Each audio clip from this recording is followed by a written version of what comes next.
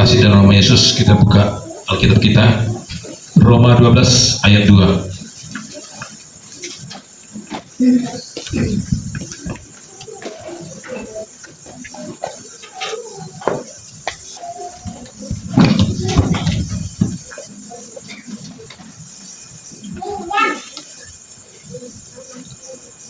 Janganlah kamu menjadi serupa dengan dunia ini, tetapi berubahlah oleh pembaruan budimu, sehingga kamu dapat membedakan manakah kehendak Allah apa yang baik, yang berkenan kepada Allah, dan yang serupa, yang sempurna.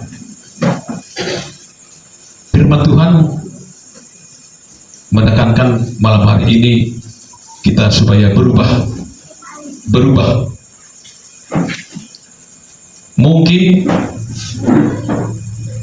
ya kebetulan juga ini masih awal tahun, masih terngiang di telinga kita, yaitu pujian kita perpisahan tahun yang lama dengan tahun yang baru.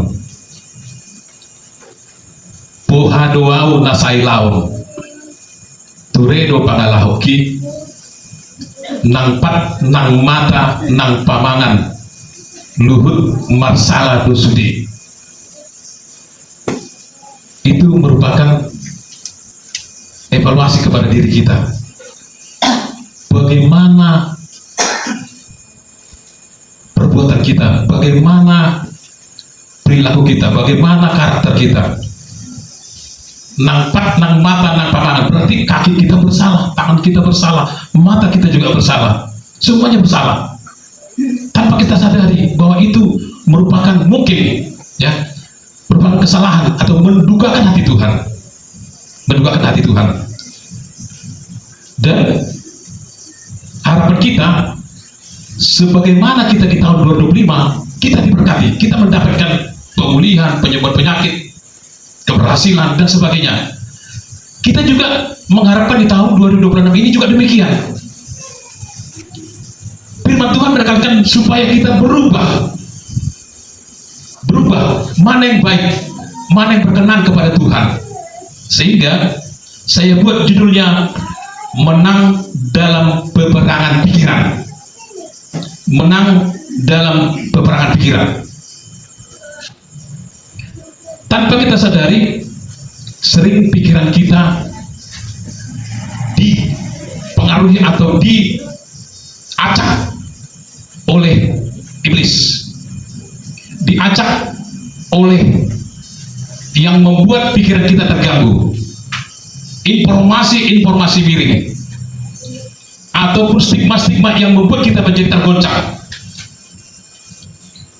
Apakah dari sudut ekonomi, apakah dari sudut ekonomi kita katakanlah ya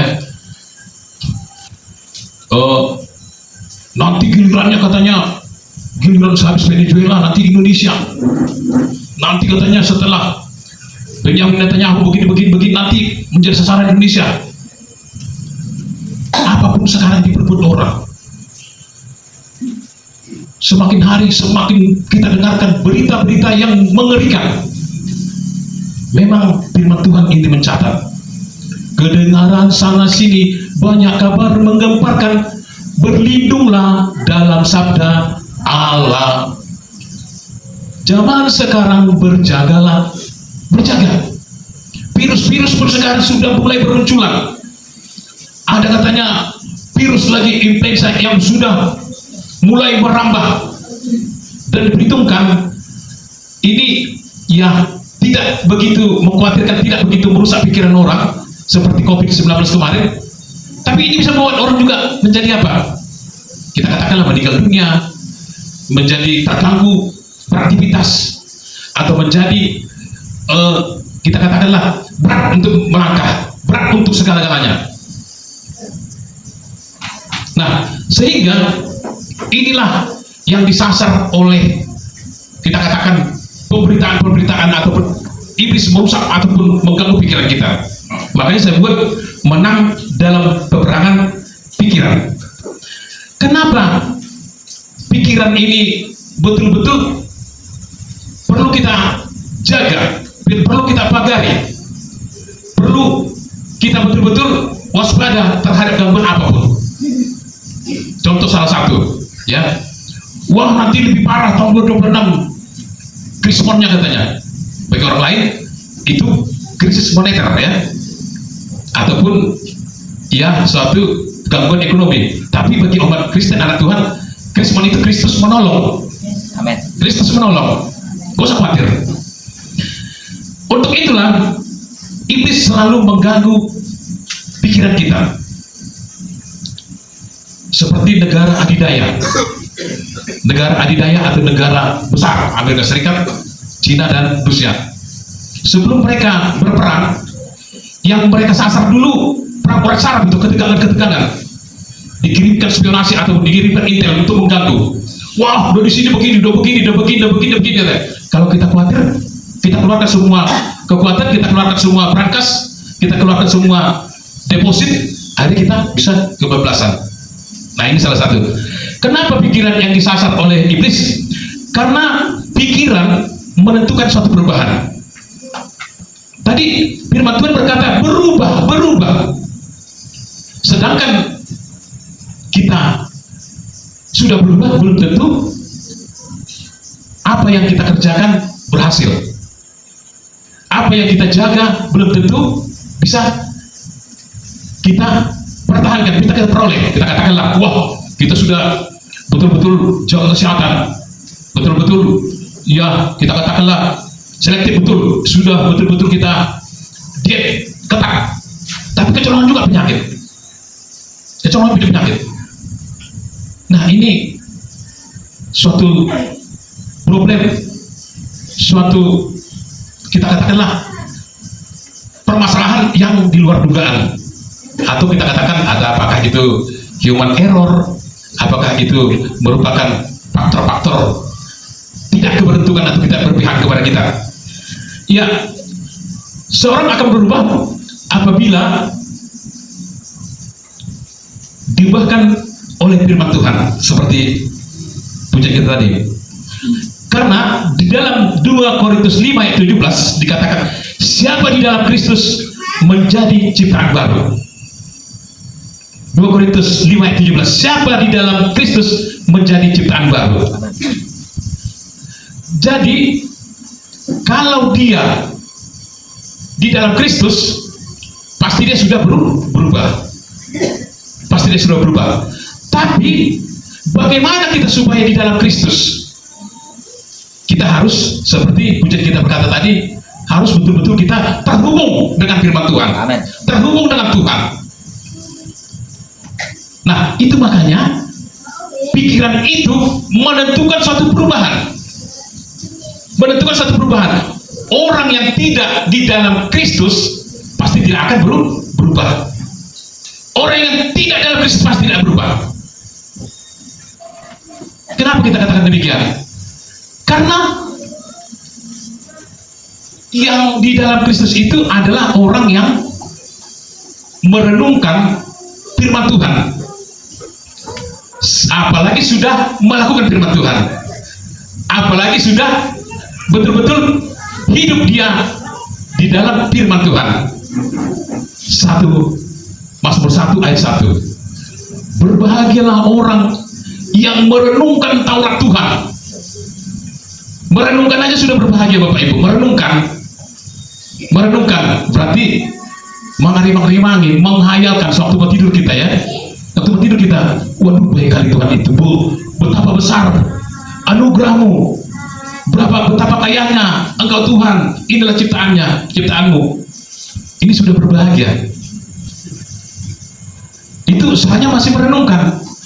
Apalagi kita sudah betul-betul terhubung, sudah betul terhubung, sudah bisa kita bicara langsung dengan Tuhan. Kenapa?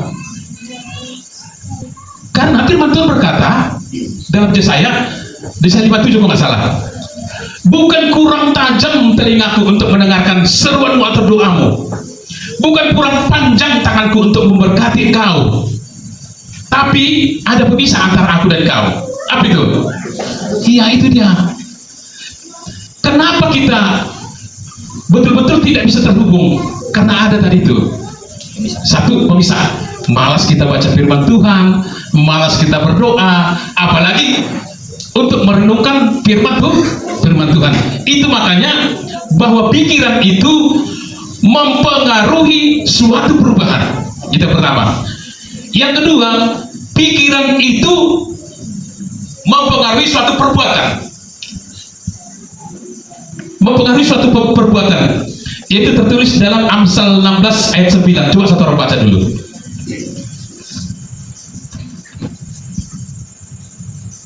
Hati manusia memikir-mikirkan jalannya, tetapi Tuhanlah yang menentukan arah langkahnya. Iya, bagus. Makasih, Bapak. Jadi, kalau iblis itu, atau kalau dunia, kalau keadaan mengganggu pikiran kita, maka kita tidak bisa berbuat apa-apa. Jadi itu maka dikatakan bahwa pikiran itu mengganggu perbuatan, mengganggu apa yang akan kita lakukan, mengganggu apa yang kita kerjakan. Atau yang Bapak tongna halepotre nama katanya, itu salah satu bikin trust. Sampai sekarang masih terus waspada. Gelombang lebih kurang di atas 10 mega skala Richter ya. Kalau 6 skala Richter yang kemarin yang mengguncang ya Nias, itu sudah katanya di sana ceritanya bangunan itu begini dia, bukan gini lagi, gini dia, seperti bangunan itu naik turun ke atas ke bawah. Akhirnya bangunan ini tertanam ke bawah bangunan 10 tingkat pun terus tertanam ke bawah. Itu gempa sekarang dahsyatnya, seperti di Poso juga seperti itu. Jangan heran, di Poso ada 4 kecamatan hilang, tidak ada lagi.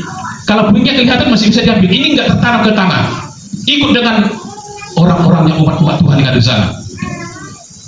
Nah, ini masih mengancam terus ini. Yang paling berbahaya itu adalah ya daerah ibu kota kita, Jakarta. Dan itu kenapa?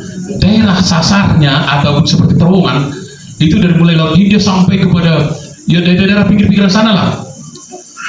Daerah sampai kepada Nias dan sebagainya, Bengkulu sampai kepada Jakarta dan sebagainya.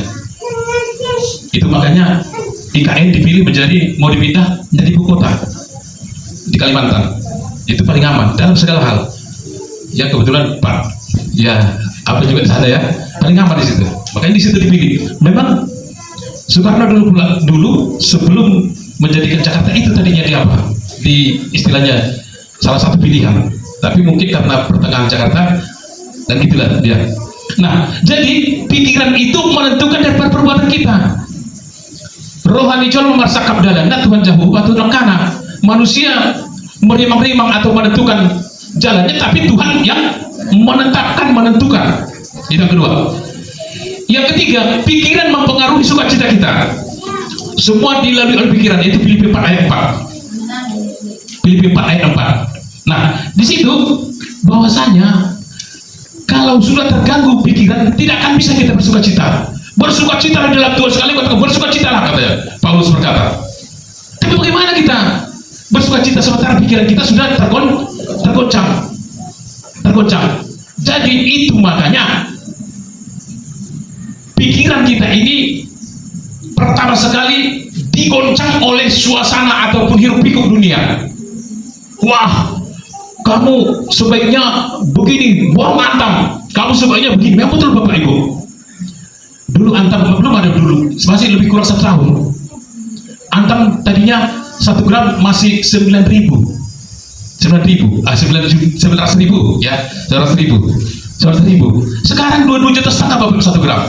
Belum ada 1 tahun. Sudah 2,5 juta. Dan diprediksi, nah sabar aja, nggak usah kita buat apanya patokannya, nanti terganggu kita pikiran kita. Diprediksi akan naik terus. Tony Daud sudah bernubuat atau sudah menyaksikannya. Jadi Bapak Ibu, jadi dalam hal ini, di dalam kita mau memasuki ataupun mau menggapai kehidupan yang lebih baik, itulah keinginan kita. Kita harus berubah. Perubahan itu dimulai dari pikiran yang tenang. Jadi kita mau belajar. Untuk itu kita jangan kalah dalam peperangan pikiran. bagaimana kita supaya menang dalam peperangan pikiran? Yang pertama, jangan mengutuki diri sendiri. Jangan mengutuki diri sendiri. Ayub 3 ayat 1. Ayub 3 ayat 1. Bagaimana kata si Ayub situ?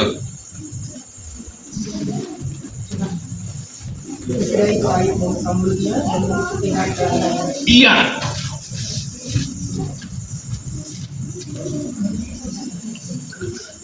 Sesudah itu Ayub membuka mulutnya dan mengutuki hari kelahirannya. Bisa-bisanya ya, bisa-bisanya Ayub begitu berubah total 180 derajat. 180 derajat, bukan 360 derajat. Kalau 360 derajat berarti titik nol yang balik. Yang tadinya dia Ayub ini betul-betul saleh, betul-betul setia, betul-betul sahabat Tuhan. Engkau yang memberi, engkau yang mengambil, terpujilah nama Tuhan, kata Ayub. Wah, begitu tegarnya ya. Mungkin seperempatnya pun kita belum ada yang sanggup mengatakan demikian. Ketika kita katakanlah orang yang kita kasihi diambil Tuhan. Kalau Ayub tegar dia, engkau Tuhan yang memberi, engkau Tuhan yang mengambil, ya terpuji nama Tuhan, terserah kau Tuhan. Suka-sukanya Tuhan, suka-sukamu Tuhan, katanya. Itu Ayub. Apa lagi katanya? Di Ayub 2 ya, di Ayub 1 tadi, Ayub 2 nya pasal kedua. Hai orang gila, kata istrinya, mengapa kau harus menerima yang baik-baik saja? Yang jelek sekalipun kita harus bersyukur, kata Ayub. Tapi di pasal 3 Ayub mengutuki dirinya sendiri. Kontroversi Bapak Ibu. Kenapa terkontroversi? Terkadang memang itulah siklus kehidupan. Soman sorhani padati, katanya. Nah ditoru, gue dikijang, nah dikijang gue ditoru, seperti pelana kuda. Jadi kehidupan ini seperti roda pedati, berputar terus, berputar. Nah, ada saatnya mungkin ketika kita sudah di atas, kembali ke bawah. Beginilah keadaan Ayub. Ayub mengutuki dirinya, Tuhan, mengapa aku lahir di dunia ini, katanya. Mengapa sekarang kau terlambat aku lahirkan? Kenapa enggak 100 tahun, 200 tahun yang lalu? 200 tahun yang lalu tidak ada seperti ini, berita-berita yang menggemparkan, berita-berita yang menggocok pikiran kita. Kenapa kau terlambat kau lahirkan? Jangan ada yang berkata seperti itu. Jangan ada yang berkata seperti itu. Inilah karena Ayub itu saat itu tidak dapat mempertahankan pikirannya. Lantas datanglah sahabatnya, yaitu Elifas, Zophar dan Bildad ya. Elifas, Zophar dan Bildad. Ayub, gak nyangka seperti itu kau, katanya. Gak nyangka seperti itu. Itulah Ayub. Tuhan masih berikan kesempatan untuk bertobat. Tuhan masih berikan kepadamu kesempatan untuk insaf, untuk merenungkan kembali, dan untuk menarik sekalipun ucapan yang telah kau keluarkan. Kata sahabat-sahabat daripada Ayub, Elifas, Zophar dan Bildad. Sehingga Bapak Ibu terkasih dalam nama Yesus, bahwa sekalipun masih terpikir seperti itu, jangan pernah kita ucapkan, apa yang ada dalam pikiran kita. Tidak semuanya ada dalam pikiran kita ucapkan. Kenapa? Karena coba kita buka dulu Matius 12 ayat 37.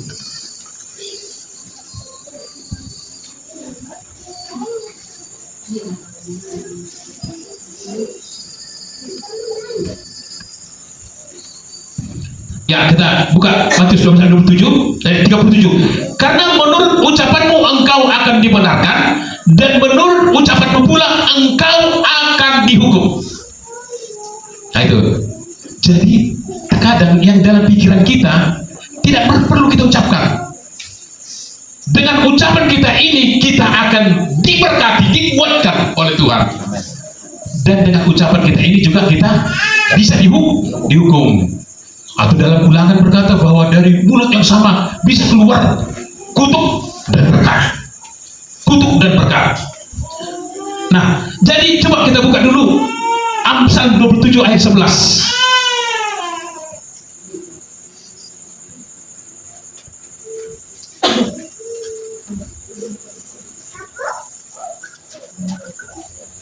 Ya. Amsal 25 ayat 25 salah. Ya, Amsal 25 ayat 11. Perkataan yang diucapkan tepat pada waktunya adalah seperti buah apel emas di pinggan perak. Jadi kita percakapkan ketika sudah waktunya. Seperti ya ada titah ketiga ya, jangan sembarangan menyebut nama Tuhan. Ya. Ada orang sana juga mau mengabarkan orang pun dia, iya, itu tidak benar. Tuhan tidak mau berperkara langsung dengan yang tidak dia inginkan. Dia tidak mau menolong orang di dalam perbuatan seperti itu. Jadi perkataan itu ketika tepat waktunya seperti apel emas di atas pinggan. Coba kita bayangkan, besarnya apel itu lebih kurang satu genggaman, satu kepalan tangan. Ya, coba sampai di atas pinggan, tiba-tiba dihadapkan di depan kita apel seperti itu. Begitulah ucapan itu. Jadi jangan gampang sekali mengucapkan sesuatu, terutama mengutuki diri kita sendiri. Mengutuki diri kita sendiri. Ketika datang peperangan pikiran, jangan terus katakan, Tuhan, menyesal aku hidup di dunia ini. Tuhan, menyesal aku terlahir ke dunia ini. Inilah yang diperbuat oleh Ayub. Itu yang pertama. Bagaimana kita supaya menang dalam peperangan pikiran? Yang pertama, jangan mengutuki diri sendiri, tetapi biarlah seperti Kolose 3 ayat 16. Coba kita lihat dulu.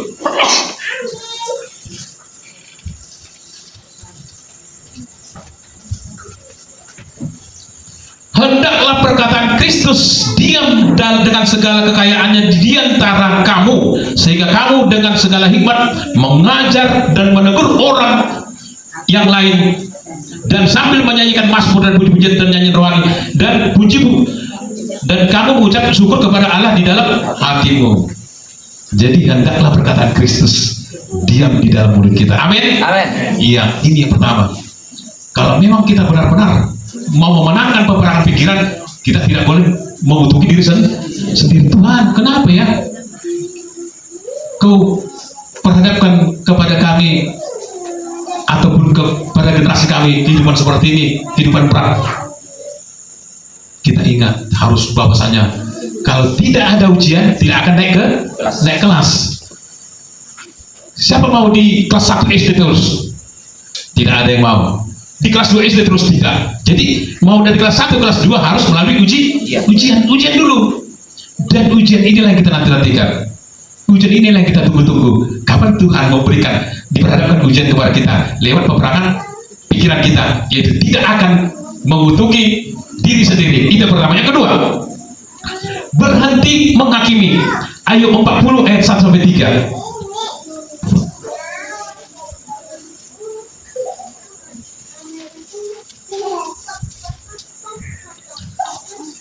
Maka dari dalam badai Tuhan menjawab Ayub, bersiaplah engkau sebagai laki-laki, aku akan menanyai engkau dan engkau memberitahu aku, apakah engkau hendak meniadakan pengadilanku, mempersalahkan aku supaya engkau dapat membenarkan dirimu.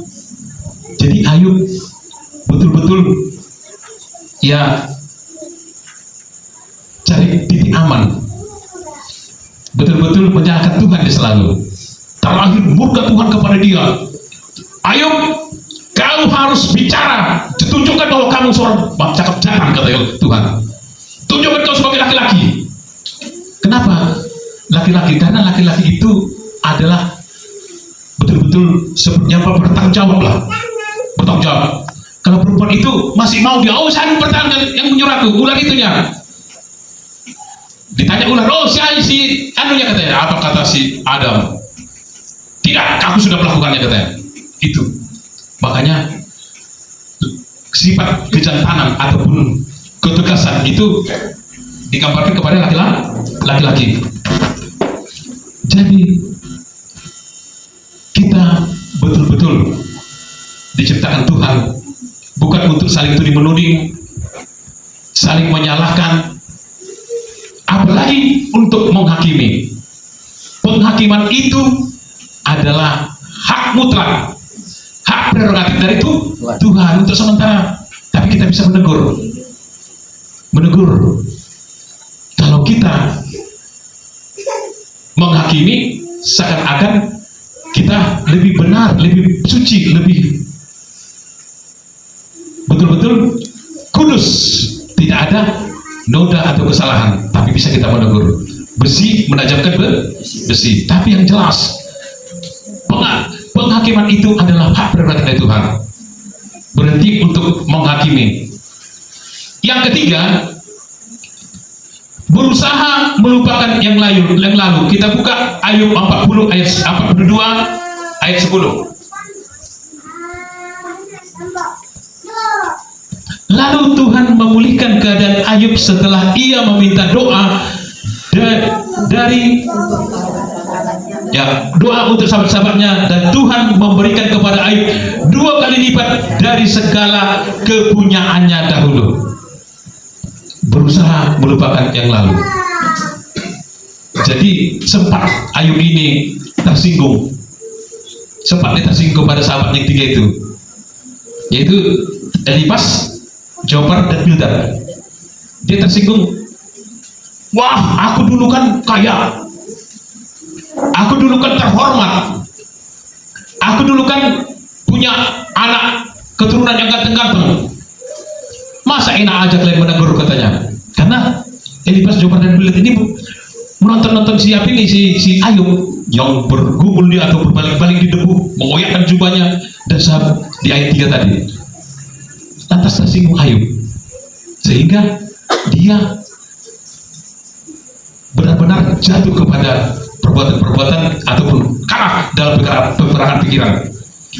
Jadi Bapak Ibu terkasih, supaya kita bisa memenangkan peperangan pikiran, segala yang lalu-lalu di tahun 2025 kita lupakan, kita tinggalkan, untuk memasuki musim kehidupan yang akan kita hadapi. Karena di tahun 2026 ini kita mungkin mengharapkan sebagaimana Tuhan menjaga kita, sebagaimana Tuhan menggendong kita, sebagaimana Tuhan yaitu meraih atau memegang tangan kita. Kita juga berharap di tahun 2026 Tuhan juga melakukan seperti itu. Tuhan juga mau memberkati kita, melindungi kita. Ketika kita sakit, Tuhan sembuhkan. Ketika kita dalam peperangan rohani, Tuhan menangkan. Ketika kita dalam kesusahan, Tuhan hibur kita. Lewat, jangan kita ingat-ingat apapun yang di belakang kita. Ku melupakan yang di belakangku. Nah, itu saja, sepotong aja. Kita lupakan. Demikian juga Ayub, Bapak Ibu. Ketika sahabatnya datang, rupanya sekalipun tadi Zophar ini, 3 ini temannya ini menasihati dia atau seakan-akan bahwasanya dia adalah lebih tinggi. Sekarang Ayub merasa, aku tidak ada apa-apanya rupanya Tuhan. Ampuni aku Tuhan, doakan aku, doakan aku sahabatku. Sekalipun aku dulu punya zaman keemasan, punya segalanya, punya ternak sekian, punya ini, tidak berharga, tidak ada gunanya. Doakan aku sahabatku, katanya. Kita juga demikian. Supaya kita menang atas pikiran, supaya kita Tuhan menyertai kita, supaya Tuhan tetap memberikan damai sejahteranya kepada kita. Karena supaya kita mendapat menangkan pikiran, peperangan pikiran, harus ada damai sejahtera Tuhan berada di dalam pikiran kita, di dalam diri kita, di dalam keluarga kita, di dalam kita berjemaat, sampai kita dapat memenangkan segala apa yang kita harapkan. Saya sampaikan kepada Bapak Gembala, Tuhan Yesus berkati kita.